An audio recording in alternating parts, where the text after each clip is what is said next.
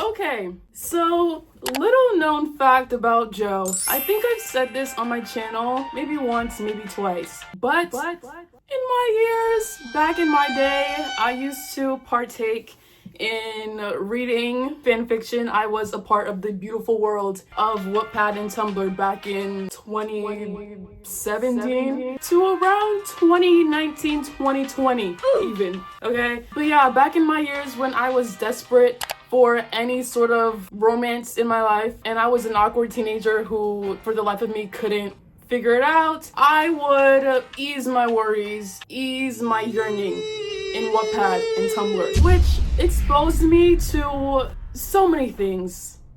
So many things, to say the very least. Not only did I read fanfiction, I wrote it. I gained a little bit of a following. I think I got around 3,000 followers just off of writing fanfiction. I had a legacy, and today I would like to further it.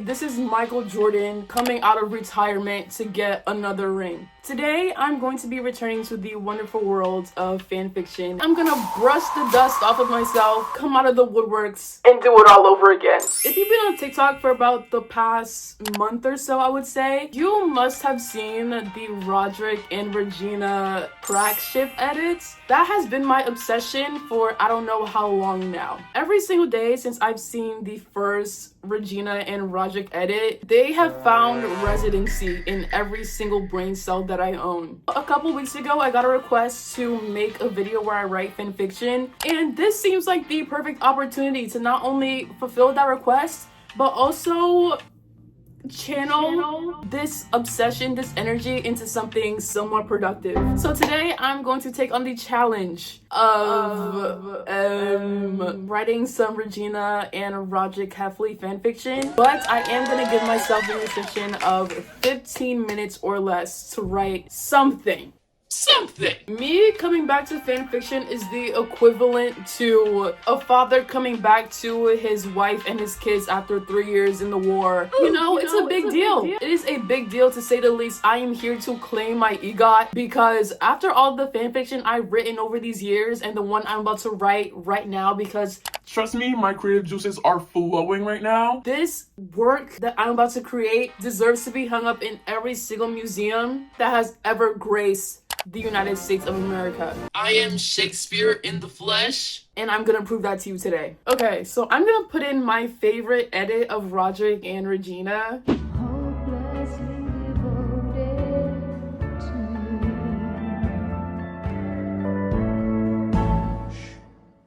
Hello? I know your secret.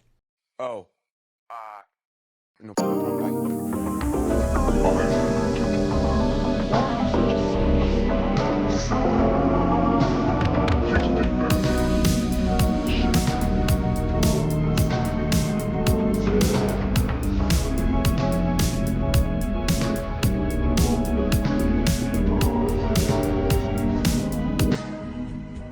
And my idea that I was thinking of while I was getting ready to film this video, I'm gonna do something centered around the talent show where her and the Plastics perform Jingle Bell Rock in their cute little Santa outfits. So basically in that edit, there's a clip of her and the Plastics performing in the school talent show, and Rodrick is in the crowd recording it. I'm gonna do something centered around that,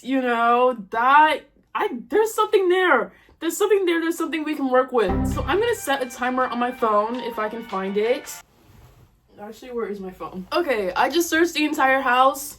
Beats the fuck out of me where my other phone is. But I'm gonna set the timer on my laptop, I guess. I'm gonna give myself 15 minutes to make some magic. I'm excited. I'm nervous. I haven't done this in quite literal years. But I am inspired, to say the least. And I'm confident. Putting my headphones on. It's time to lock in. I'm actually so excited. Okay, 15 minutes starting now. Okay.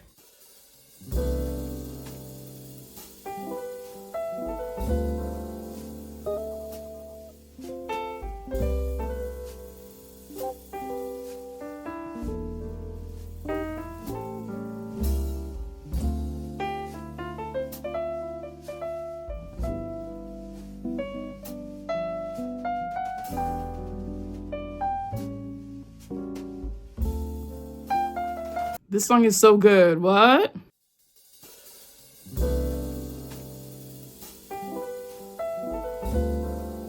I'm hungry as shit. I should have ate before I filmed, but I'm in too deep. I have 8 minutes left. Oh my god. Okay, I'm gonna shut up. I need to lock in.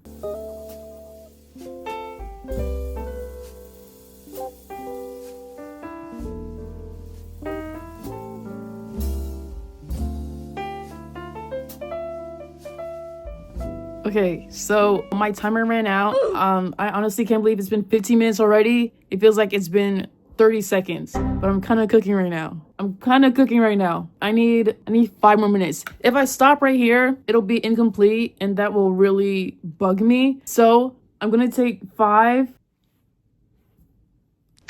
more minutes. I'm gonna take 7 more minutes. 7 more minutes, I will be done and this will be a masterpiece. Okay, just 7 minutes, that's all. Okay.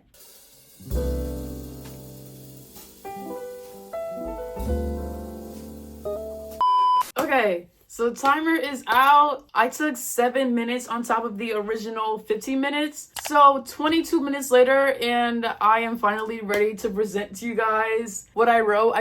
I'm now realizing I did not make a title for it. You're a dummy, bitch. You know what it is. This is RODRICK HEFFLEY x Regina George. Let's do it. Oh my god. I've never presented fan fiction to the world with my name and face attached to it. You know, when I was writing fan fiction however many years ago, it was always anonymous, of course. It's something new. There's a new day. A new day always brings something new. Okay, fuck it. Okay, so I don't know if this is a lot or not that I wrote, but I'm surprised I achieved this in 22 minutes because when I used to write fanfiction, it used to take me weeks upon months to come up with something. You know, I guess that's just a testament to how inspired I currently am because I had a lot to say. Okay, anyways. Inside of the theater dressing room that was more so akin to an outdated shoe closet, the sound of Gretchen whining on the phone with the third guy of the week to dump her grated on Regina's ears. Her heels stomping against the wood as she pouted almost blended in with the clicking of Karen and Katie's stilettos as they rehearsed the choreography one last time. Usually the sound of other people in obvious distress brought a sort of peace to Regina. She quite liked the idea of the world around her falling apart while she was the only one who seemed to be able to keep it together. But tonight, she couldn't keep her heart from rattling against her ribs or the annoying tingling in her palms she once heard Mrs. Norbury say was a sign of anxiety. The entire school was sitting in the auditorium in anticipation for the talent show her and the Plastics had been rehearsing weeks for. Some in the audience were there to admire them, others were more than ready to pick them apart. Especially Regina. But for once, she didn't care about esteem or criticism because he'd be there. RODRICK HEFFLEY, the social reject who somehow got under the skin of the town's it girl. Being on attention for the 4th time this month held RODRICK and his band with a name so crude Regina told him she'd never repeat from performing. But he swore that he'd at least be there to see her perform. RODRICK never broke his promises when it came to her. They both knew that. Once Gretchen finally slammed her phone shut, the Plastics touched up their lip gloss in the mirror one last time, whispering to Regina that they're on in 5 before shutting the heavy door behind them. Then, a soft rhythmic tap. The same knock he always used that came to be their code. She cleared her throat, not trusting her own voice for the first time in what felt like years. Come in. The bright lights from the stage spilled in as the door creaked open. His walk was slouchy as he approached her. He stood way too close. Always did. She could smell the 30-something sprays of cologne he doused himself with before he got there. It was overbearing to say the least, but she couldn't ignore the fact that he at least tried.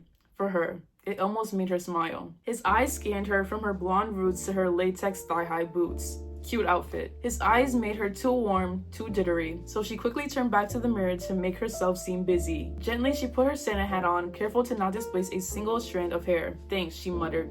He chuckled knowingly. I'm having a show tonight too, you know. I can't promise it's gonna be as cute as yours, but his voice trails off, lips pulled into the most wicked RODRICK grin ever, as he already knew the answer he'd get to what he was about to ask. Am I gonna see you there? She turned around to face him, almost offended. Now why would I ever be seen there with a bunch of drunk, brainless hooligans? 'Cause fair is fair.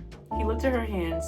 He wanted to take them in his, but didn't know if he was allowed. Not now, not here. And cause I want my girl there. Her heart rate instantly picked up. Hearing him say it out loud like that, so plain, so simple, made her lips twitch into a smile a bit. Hidden in the deepest parts of her closet, buried underneath old couture tops that were so 2003, Regina had a burn book specifically made for Roderick. Except it wasn't a burn book at all. It was a scrapbook overflowing with Polaroids captured on every date Roderick was able to convince her to go on. Most of them were taken in dark movie theaters, picnics in woods that appeared to have never been disturbed by human interaction, simple takeout dinners in the back of his van, any secluded place where not a single soul could ever stumble across them. Regina's condition, of course. Roderick named it the Loaded Burn Book.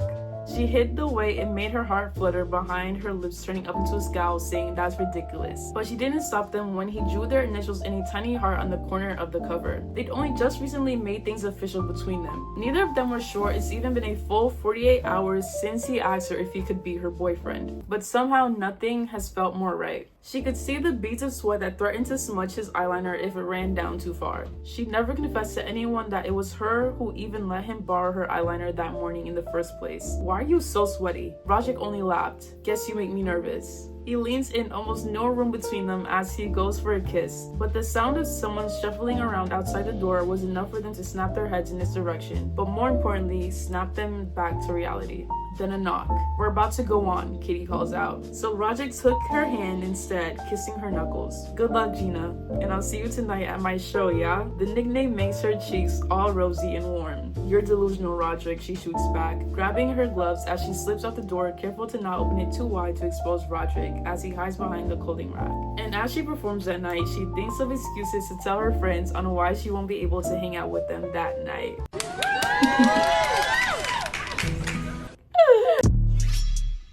Did I eat or what? Did I eat or what? Modern day Shakespeare, master of American literature. Give me my tens! Give me my tens, give me my applause, give me my accolades now. Give me my EGOT. Roderick and Regina, my crack ship, my whole heart at the moment. But I had so much fun writing this, actually. I haven't written fanfiction in years, and this just brought me back to my teenage years.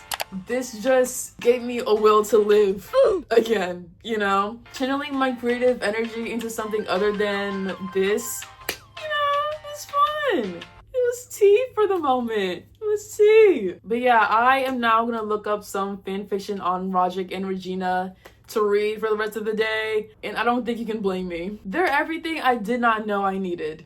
But yeah, I hope you guys enjoyed this video. I hope you guys enjoyed my work even more. Love you guys. Thank you so much for watching today's video. Leave a comment, like the video, subscribe to all that shit. All my socials links in the description, and I'll see you guys in the next freaking video. Adios.